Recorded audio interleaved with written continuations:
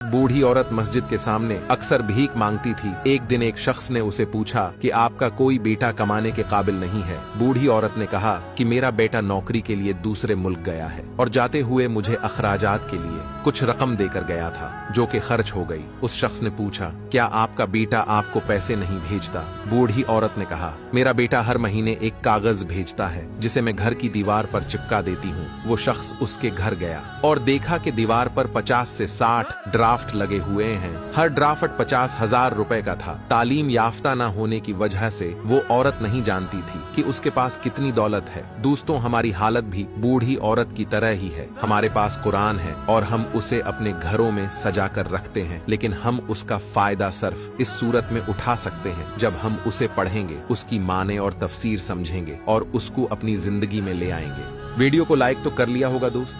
अब मुझे फॉलो करके अपना दोस्त बना लो। हमेशा सही राह दिखाऊंगा।